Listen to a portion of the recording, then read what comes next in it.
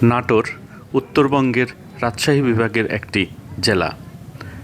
নাটোরের নামটি শুনলেই যে কয়টি বিষয় সবার আগেই কল্পনায় আসে তার মধ্যে উত্তরা গণভবন বা দীঘাপতিয়া রাজবাড়ি ওপরের দিকেই স্থান করে নিয়েছে।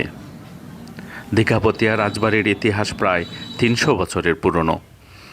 ১৭৩৪ সালে রাজা দয়ারাম রায় এর প্রতিষ্ঠাতা।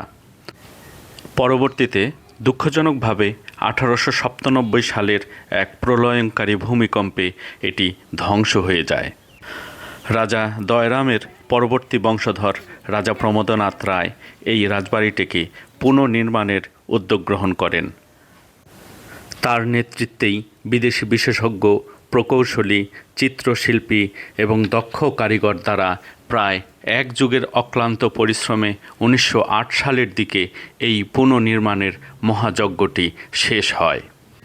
বাংলাদেশে জমিদারি প্রথা বিলুপ্ত হওয়ার পর এই রাজবাড়িটি বেশ কিছুটা সময় অভিভাবকহীনভাবে পরিত্যক্ত অবস্থায় ছিল। ১৯৭২ সালের পর বাংলাদেশ যখন স্বাধীন একটা দেশ হিসেবে আত্মপ্রকাশ করে, তখন তৎকালীন সরকার ১৯৭২ সালের ৯ই ফেব্রুয়ারি এই রাজবাড়িকে উত্তরা গণভবন হিসেবে নামকরণের ঘোষণা দেন।